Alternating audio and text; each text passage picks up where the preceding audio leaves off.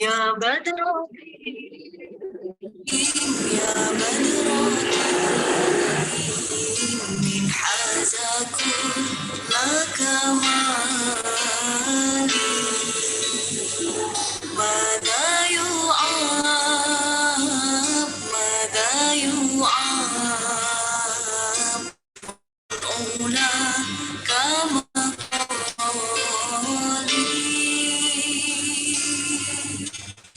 أنت الذي أشرقت في أفق الأولى أنت الذي أشرقت في أفق الأولى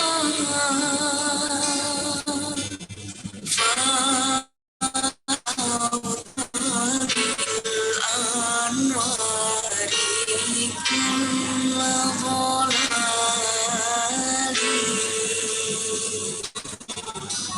فما حوت بالأنوار كل ضلال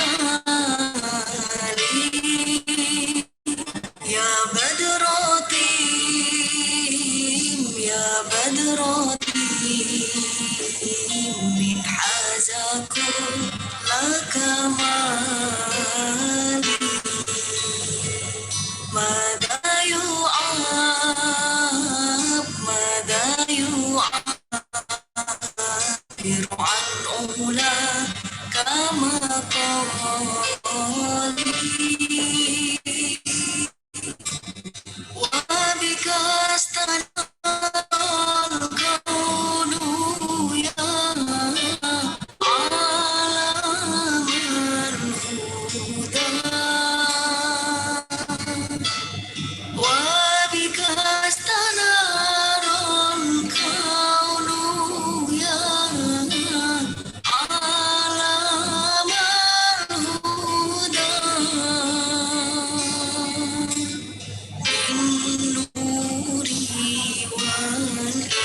والإنعام والإفضال بالنور والإنعام والإفضال يا بدرتي يا بدرتي من حاز كل كمالي ماذا يعاب ماذا يعبر عن أولى كما قالي صلى عليك الله ربي ربي دائما صلى عليك الله ربي ربي دائما أبدا مع الإبكار والأصال أبدا مع الإبكار والأصال يا بدرتي يا بدرتي من حاز كل كمالي ماذا يعاب ماذا يعبر عن أولى كما قالي وعلى جميع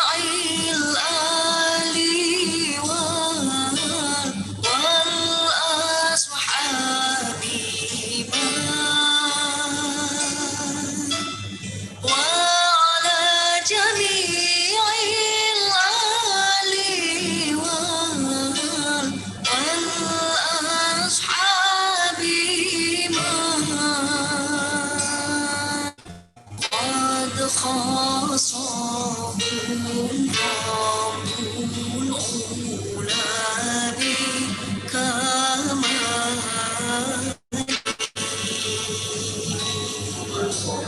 قد خاصهم رب الأولى بكمال يا بدراتي يا بدراتي من حازكم لك ماذا يعاب ماذا يعبر عن أولى كما قالي أنت الذي أشرقت في أفق العلا أنت الذي أشرقت في أفق العلا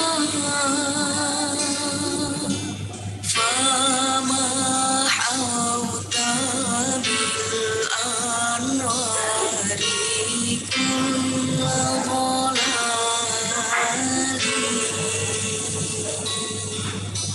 فما حوت بالأنوار كل ضلال يا بدراتي يا بدراتي من حازكم لك مالي ماذا يعاب ماذا يعبر عن أولى كما قالي وبك استنار الكون يا عالم الهدى وبك استنار الكون يا عالم الهدى بالنور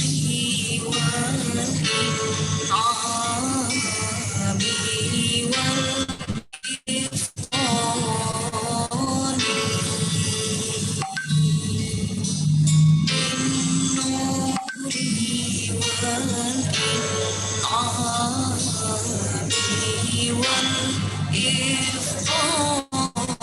والإفضال يا بدراتي يا بدراتي من حازكم لك مالي ماذا يعاب ماذا يعبر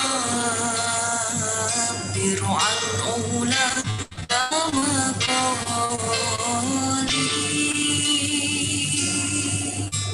صلى عليك الله ربي ربي دائما صلى عليك الله ربي ربي دائما أبدا مع الإبكار والأصال أبدا مع الإبكار والأصال يا بدراتي يا بدراتي من حاز كل كمالي ماذا يعبر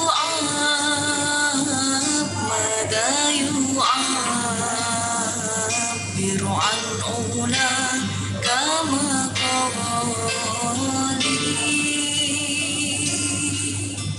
وعلى جميع الآل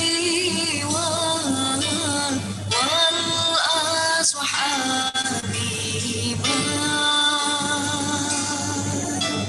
وعلى جميع الآل والأصحاب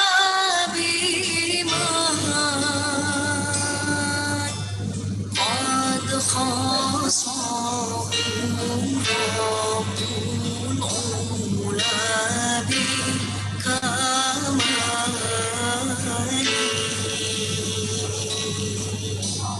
قد خاصهم رب الأولى بكمالي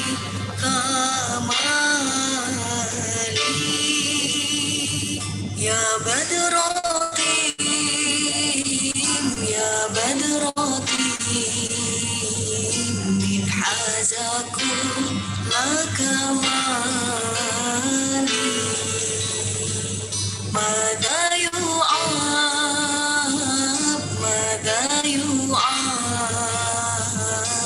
عن أولاك مقالي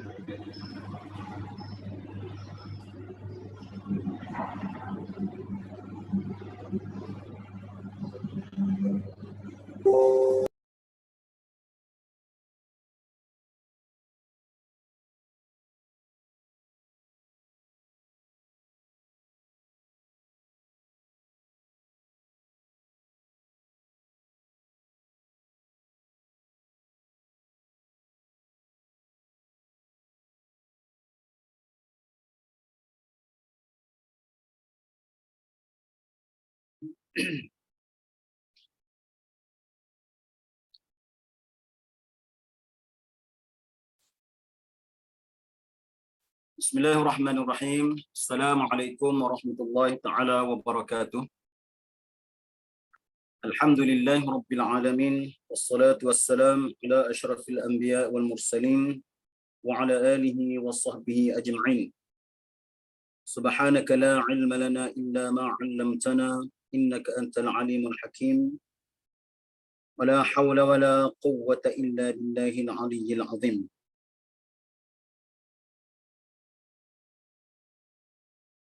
Pertama dan selamanya marilah kita rafakkan syukur kehadrat Allah Subhanahu wa taala.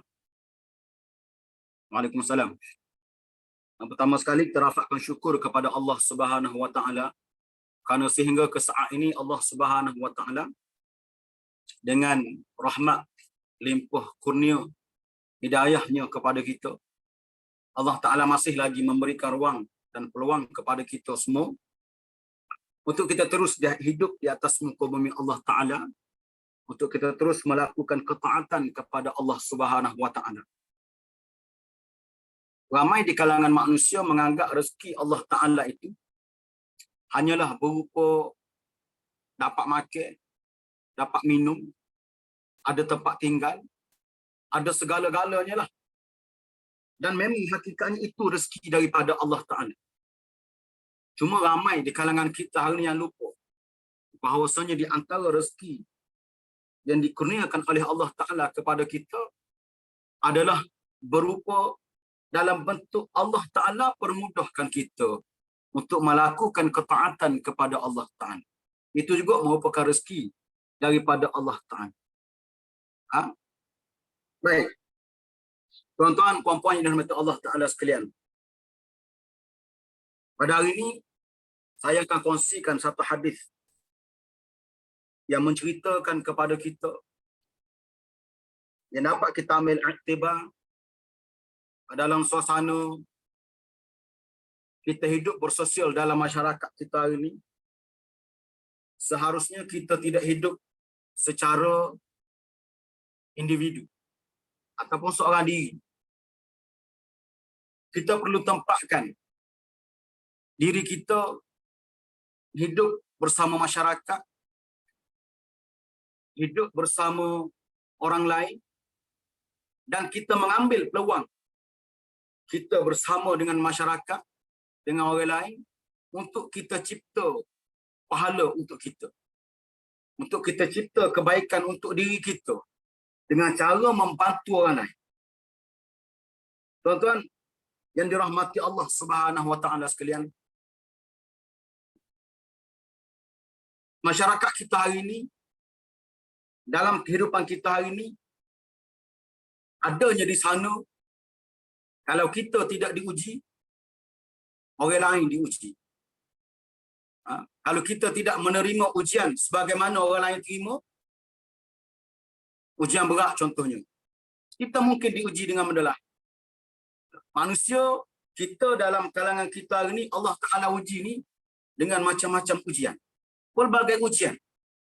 Dan sudah pastinya ujian tersebut merupakan satu bentuk penilaian terhadap keimanan masing-masing. Sama ada kita boleh sabar, kita boleh terima bahawa ujian tersebut adalah ujian Allah Ta'ala, ataupun dengan ujian tersebut, wal'iyadzubillah, kita terus menjadi kufur kepada Allah Ta'ala. Maka di luar sana adanya mereka yang diuji dengan pelbagai masalah. Kekurangan sumber rezekinya, ekonominya, mereka memerlukan bantuan. Dan Allah Ta'ala juga kadang-kadang menguji manusia dalam keadaan dia serba senang. Kesenangan yang kita dapat atas dunia hari ini adalah juga merupakan satu bentuk ujian Allah Ta'ala kepada kita.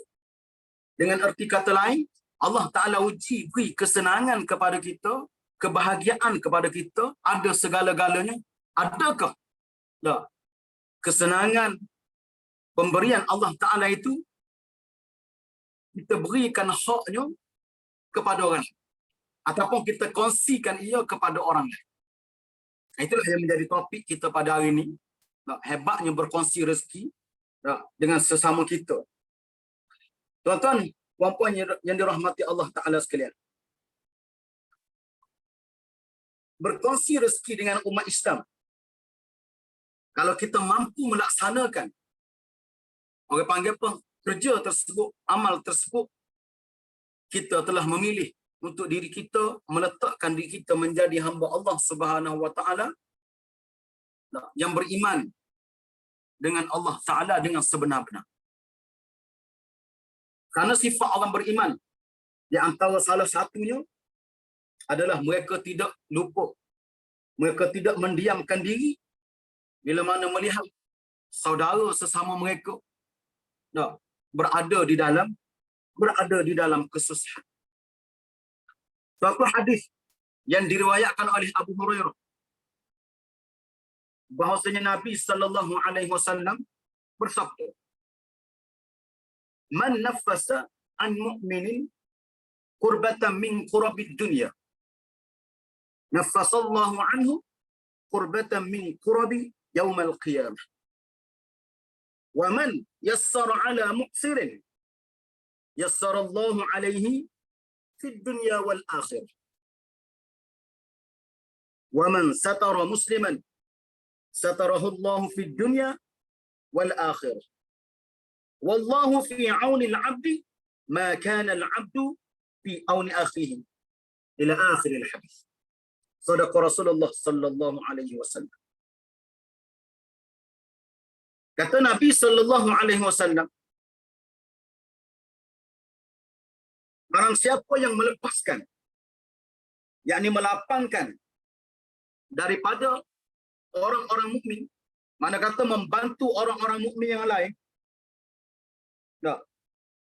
melapangkan orang mukmin daripada kedukaan dunia, qurbatan min qurabid dunia.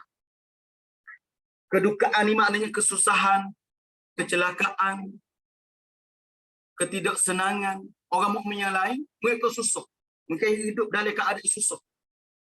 Dan kita membantu dia. Membantu dia dalam melepaskan kesusahan mereka. Nafasallahu anhu kurbatan min kurabi yaumal qiyamah. Nescaya Allah Ta'ala akan melapangkan dia, melepaskan dia dari satu kedukaan, daripada kedukaan pada hari kiamat. Masya Allah. Kita tolong orang lain atas dunia hari ini, dan dia terbebas daripada kesusahan dia, satu saja kita tolong, maka Allah Ta'ala akan gantikan. Tolong kita pula lepaskan satu kesusahan kita ketika mana kita berada di padang mahsyar, di hadapan Allah Ta'ala, di penghakiman pada hari akhirat. Dengan sebab kita tolong saudara kita atas dunia. Tolong tu dalam keadaan macam mana? Banyak perkara lah. Sama ada rakan-rakan kita, saudara-saudara kita memerlukan sumbangan keuangan untuk membantu ekonomi mereka. Kadang-kadang saudara-saudara mara kita memerlukan pertolongan dari sudut, orang panggil apa, motivasi, memberikan harapan, memberikan semangat kepada mereka, membantu saudara mara kita dalam hal-hal menuntut ilmu, menyediakan pelajaran kepada mereka, memudahkan urusan mereka untuk belajar.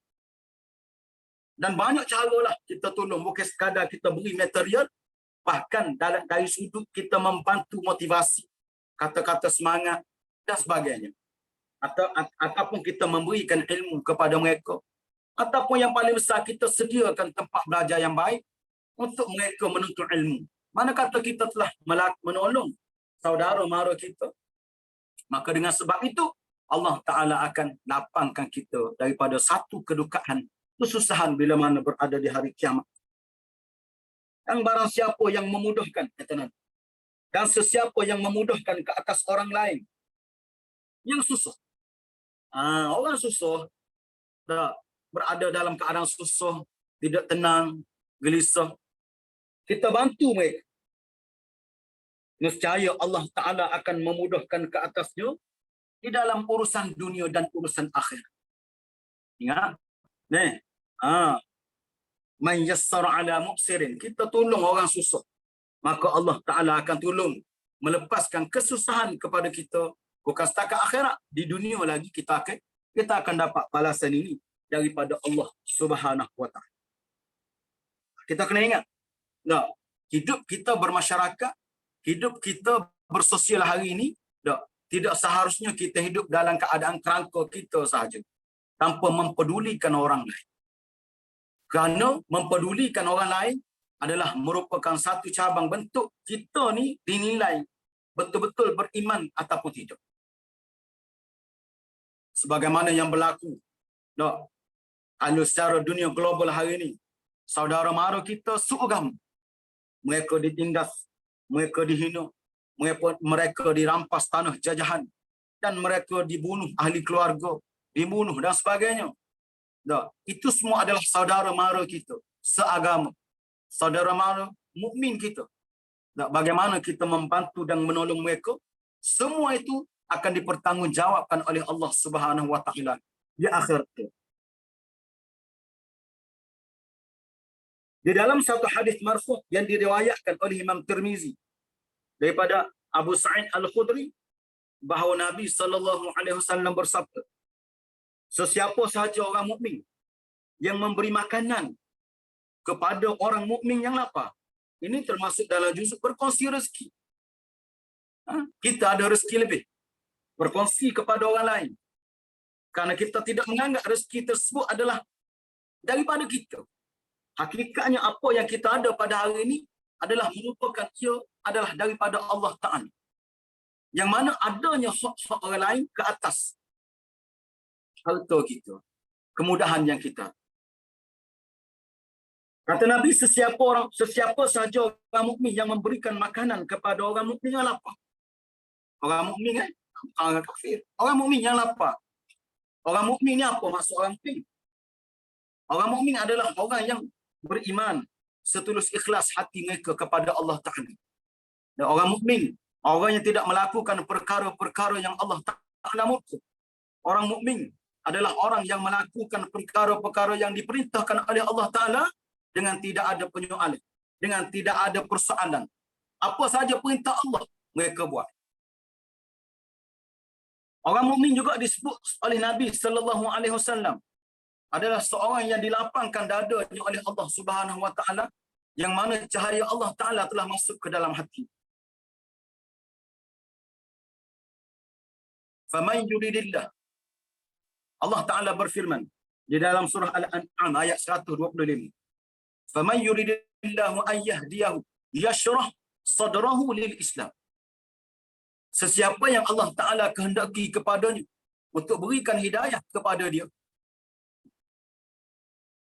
yashrah sadrahu lil Islam, maka Allah Ta'ala akan melapangkan hati dia untuk menerima Islam.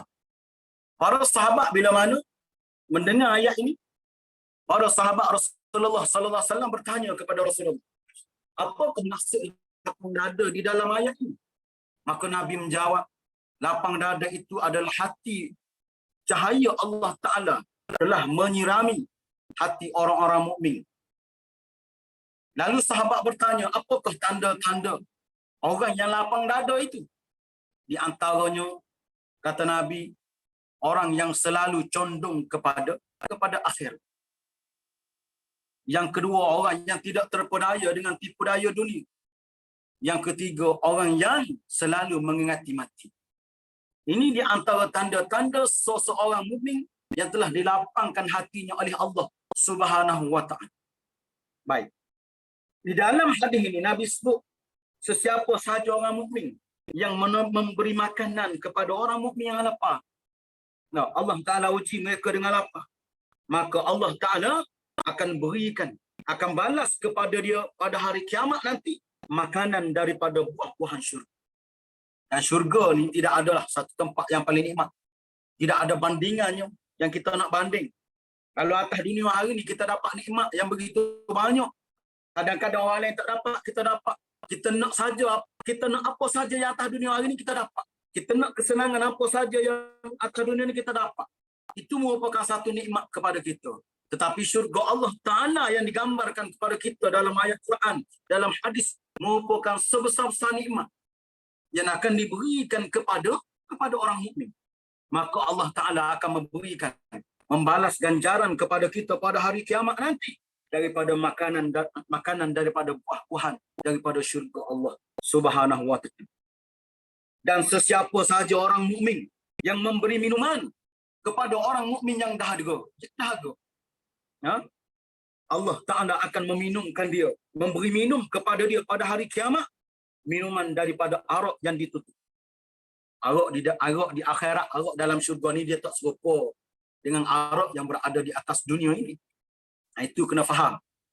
Walaupun disebut sebagai khamra, arak, tetapi dia berbeza sebagaimana arak yang berada di atas dunia. Orang-orang muttaqin, orang-orang mukmin yang mana mereka ni berebut di dalam syurga nanti untuk minum arak yang disediakan oleh Allah Ta'ala di dalam syurga. Bahkan mereka berebut saling berkongsi gelas dan sebagainya. Dan mereka minum arak di dalam syurga ni tak serupa atas dunia. Orang mukmin mereka dapat nikmat minum arak di dalam syurga yang mana Allah Ta'ala sebut tidak ada mudarat, tidak ada bahaya, tidak berlaku perkara-perkara yang tidak elok. Itu nikmat di dalam syurga. Adapun kalau arak atas dunia ni, seorang minum, mabuk, boleh bunuh orang, boleh bawa kereta langgar orang lain. Atas dunia berbeza dengan di dalam syurga. Sentiasanya diberikan nikmat yang tidak putus-putus. Itu. Dan Nabi sebut lagi, sesiapa pula orang mukmin yang memberi pakaian kepada orang mukmin yang tidak berpakaian, Allah Ta'ala akan pakaikan dia daripada kain hijau di syurga. Alhamdulillah. Itu antara hadis yang disebut kepada kita sebagai galakan kepada kita semua untuk kongsikan rezeki bersama orang lain yang kita ada. Kalau kita ada tak banyak, kita kongsilah sebagaimana qadar yang kita ada. Kalau kita ada banyak, kongsilah banyak sikit. Itu terpulang kepada kita. Hakikatnya, penilaian perkongsian kita itu bukan sedikit ataupun banyak. Sebanyak mana kita ada, Allah Ta'ala tetap nilai. Sebanyak tu kita ada, sebanyak tu kita beri. Sebanyak tu kita ada, sebanyak tu kita beri. Qadar masing-masing. Allah Ta'ala tidak nilai kuantiti. Bahkan Allah Ta'ala nilai kualiti. Adakah kita kongsi dengan orang lain itu kerana keterpaksaan? Ataupun adakah kita kongsi rezeki bersama orang lain dalam erti kata kita tolong orang lain, kita lepaskan kesusahan orang lain dengan rasa ikhlas, rasa kita faham apakah kedudukan kita yang sebenar. Muslimin muslimat yang dirahmati Allah Subhanahu wa taala. Nah, Nabi SAW juga menjelaskan kepada kita bahawa orang yang memudahkan orang yang payah ataupun orang yang berada di dalam kesempitan, nah, mereka ini akan dapat kemudahan di sisi Allah Subhanahu wa taala. Bukan setakat dunia, bahkan akhirat. Kenapa? Kerana kita tolong. Benda paling mudah kita nak capai supaya Allah kita, benda paling mudah supaya kita nak Allah Ta'ala timpakan balasan yang baik kepada kita, tidak ada jalan lain melainkan kita kena buat baik kepada orang lain. Hak Allah Ta'ala kita selesaikan, hak sesama manusia kita selesaikan. Hak Allah Ta'ala kita selesaikan, Allah Ta'ala akan beri ganjaran pahala yang selayaknya untuk kita di sisi Allah Ta'ala. Adapun hak kita dengan orang lain, kita tolong orang lain, tetapi Allah Ta'ala dengan sebab kita tolong orang lain, permudahkan kepada kita. Betapa rahmat dan sayangnya Allah Ta'ala kepada kita orang-orang mukmin. Di antara salah satu cara mudahlah sebagai contoh, bagaimana kita nak melepaskan kesusahan orang lain, ataupun nak memudahkan urusan orang lain. Sebagai contoh adalah dalam perkara hutang. Hutang, contohlah. Berlaku hutang ni kalangan sesama kita. Seseorang berhutang dengan seseorang yang lain. Cara kita nak tolong dia macam mana? Bukan menghalalkan hutang, tidak. Tidak begitu. Boleh juga, tak ada masalah. Dia berhutang, tak boleh nak bayar, halalkan hutang. Comel lah. Hebat kalau boleh buat macam tu. Tetapi cara paling mudah, ada orang tak boleh nak bayar hutang. Beri tempoh masa kepada dia. Itu saja. Bermakna bila ada tempoh masa, sepatutnya bayar pada tarikh tertentu. Tetapi mereka yang berhutang, mereka tidak mampu bayar, tidak mampu selesaikan. Oleh kerana kita faham, kita tolong orang lain ni, Allah Ta'ala permudahkan kita. Okey, tak apalah. Kita extend masa dia, bayar tarikh sekian-sekian pula. Gitu. Itu cara paling simple. Ataupun, paling hebat tadi, kalau memang dah orang hutang dengan kita, tak mampu nak bayar. Dalam keadaan kita ni, hidup dalam keadaan senang. Kita tidak melarat, kita tidak susah. Apalah salahnya. Kalau sekiranya kita menggugurkan hutang tersebut, dia tidak perlu membayar dan sebagainya. Atas dasar kita faham tentang pertolongan kita kepada orang lain.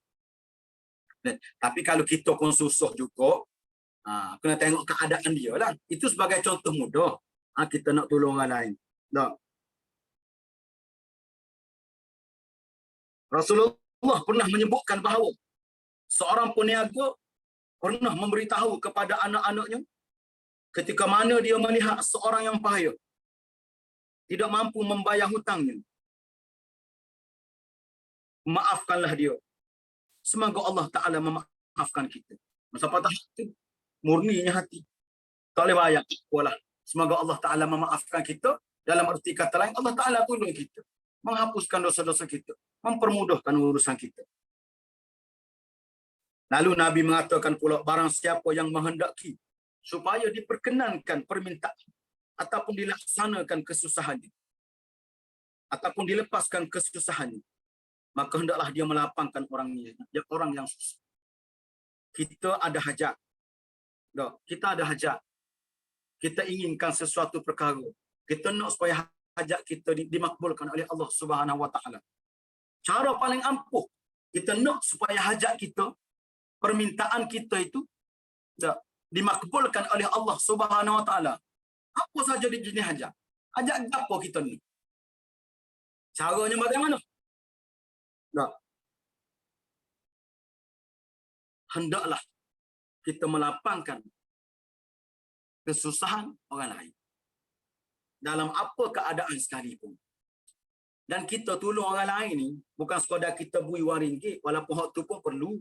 Tak. Ya simple, benda paling mudah adalah dengan kita, kalau kita boleh beri nasihat, boleh beri semangat motivasi pun sudah termasuk di kalangan kita melepaskan kesusahan orang lain.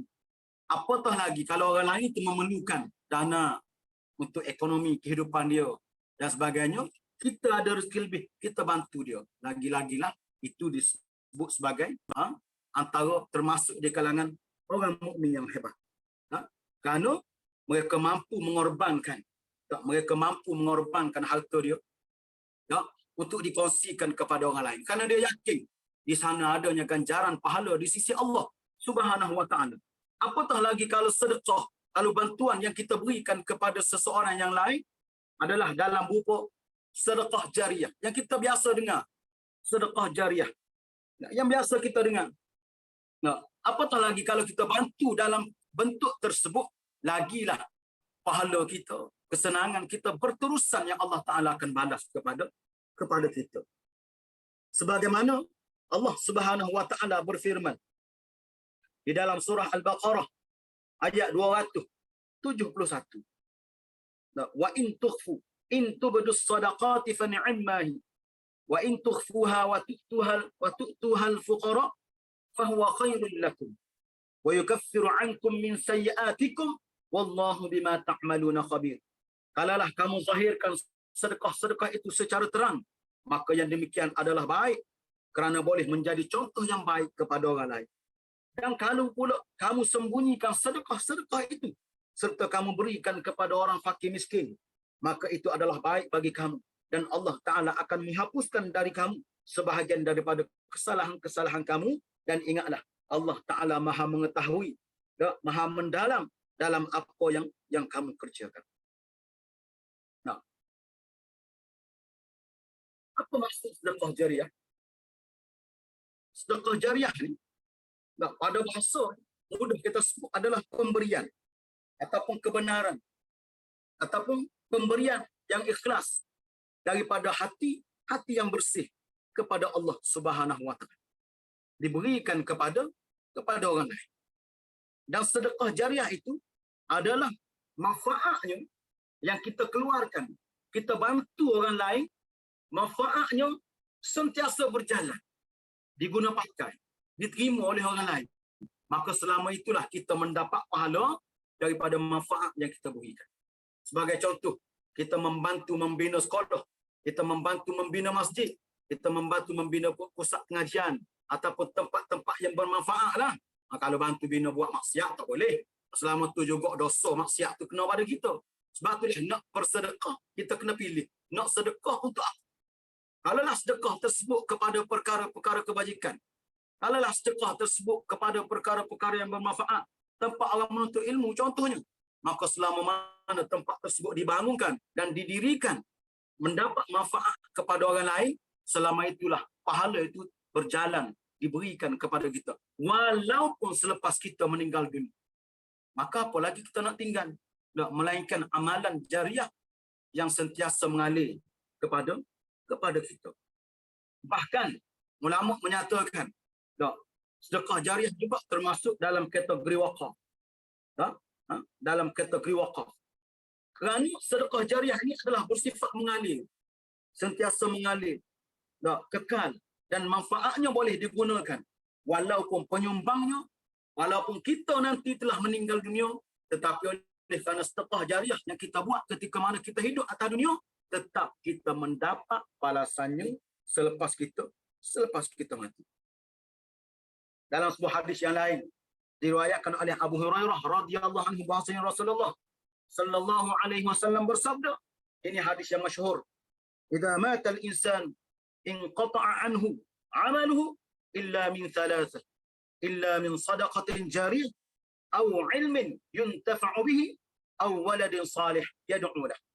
Kata Nabi, apabila mati seseorang manusia, maka terputuslah daripadanya amalannya kecuali 3 perkara. Kita mati nanti masuk kubur, putus dah amalan kita kecuali 3 perkara ini. Yang pertama apa dia Nabi sebut? Sadaqatun jariyah. Yang kedua Nabi sebut ilmu yang dimanfaatkan dengannya. Kita ada ilmu. Kita tinggalkan ilmu yang kita ada. Kita ajar anak didik kita. Kita lahirkan orang yang berilmu seperti kita. Sebagai contoh. Kita mati. Kita telah meninggalkan generasi pewaris kita. Dan Nabi sebut, waladun salih. Ya do'ulah. Anak yang salih. Yang sentiasa akan mendoakan bagi. Tuan-tuan, muslimin muslimat yang dirahmati Allah Ta'ala sekalian. Sebab itulah pentingnya. Selama mana tempoh Allah Ta'ala berikan kehidupan kepada atas dunia. Kepada kita atas dunia hari ini. Jangan lupa untuk kita laksanakan ketiga-tiga saranan Nabi Sallallahu Alaihi Wasallam ini. Yang pertamanya sedekah jariah. Dalam apa saja bentuk yang mana manfaatnya kekal, maka kita akan dapat balasan yang baik, yang setimpal yang Allah Ta'ala berikan kepada kita selepas. Selepas itu jangan lupa untuk kita tinggalkan generasi selepas kita ini dengan orang-orang yang berilmu. Dan jangan lupa, berusahalah sebelum kita mati nanti, kita masuk ke kubur nanti, kita meninggalkan di kalangan anak-anak, suriat-suriat kita, di kalangan mereka yang saleh, mereka yang sentiasa ingat bila mana kita mati, sentiasa mendoakan kita di dalam kubur nanti. Dan tidak ada jalan lain untuk menghasilkan suriat anak-anak yang saleh, melainkan kita berikan kepada mereka ilmu agama yang membentuk diri mereka, yang menyebabkan mereka kenal Tuhan mereka, mereka kenal agama mereka, akhirnya mereka akan jadi manusia yang sangat bermanfaat, manusia yang saleh. Akhirnya selepas kita mati, kesolehannya turut dirasai oleh kita sebagai mak ayah kepada mereka. Tuan-tuan, puan-puan yang dirahmati Allah Ta'ala sekalian, secara kesimpulan yang dapat saya berikan, berkongsikan kepada tuan-tuan pada hari ini, betapa hebatnya kita berkongsi manfaat, rezeki kepada orang lain. Karena kita yakin perkongsian kita tersebut dibuat secara hati yang bersih, suci kepada Allah Ta'ala. Kita nak bukan balasan manusia, tetapi kita nak balasan daripada Allah Ta'ala. Nescaya kita akan dapat kedudukan yang tinggi di sisi manusia. Kenapa yang kita nak kedudukan kita tinggi di akhirat kelak? Itulah kehebatan yang tidak ada pada mana-mana yang lain, melainkan Allah Ta'ala nak berikan kepada kita. Dengan sebab kita kongsi rezeki kita kepada orang lain, Allah Ta'ala berikan kehebatan kepada kita. Dan akhirnya kita hebat. Kenapa? Kerana kita termasuk di kalangan orang mukmin, dan akhirnya Allah Ta'ala akan balas kita dengan syurga Allah Subhanahu Wa Ta'ala. Dan tidak ada satu pun orang yang tidak hebat, melainkan semua yang menjadi penghuni syurga adalah orang yang hebat-hebat. Tidak ada satu pun orang di dalam syurga nanti yang menghuni syurga di kalangan orang jahil, melainkan semua mereka adalah orang-orang yang berilmu. Maka tuan-tuan, muslimin muslimat, akhirnya saya menyeru kepada semua, ambillah ibrah, ambillah iktibar untuk kita laksanakan perkara ini sentiasa. Laksanakan kebajikan, perbanyakkan kebajikan sebelum Allah Subhanahu Wa Ta'ala panggil kita ke jumpa dia. Dimatikan kita oleh Allah Subhanahu Wa Ta'ala. Mudah-mudahan amalan yang kita buat atas dunia ini menjadi sebagai bekal yang baik kepada kita. Bukan setakat di dalam kubur, bahkan di akhirat nanti kita ditempatkan bersama para rasul, para nabi, para awliya Allah salihin, insya-Allah. Saya rasa sekadar itu dulu daripada saya sebagai perkongsian, tazkirah, peringatan untuk tuan-tuan dan puan-puan dan saudara, untuk diri saya sendiri, untuk kita terus melaksanakan ketaatan kepada Allah Subhanahu Wa Ta'ala. Terima kasih. Yang baik itu datang daripada Allah Subhanahu Wa Ta'ala, yang lemah itu kelemahan diri saya sendiri. Aqulu qawli hadza wa astaghfirullahal azim li wa lakum. Assalamualaikum warahmatullahi wabarakatuh. A'udzu billahi minasyaitonir rajim. Allahumma ij'alna minal ladzina yastami'una al-qawla fayattabi'una ahsanah. Allahumma iftah 'alaina futuhal 'arifin bihikmatika wanshur 'alaina rahmatik fadhakkirna ma nusina ya rabbal alamin.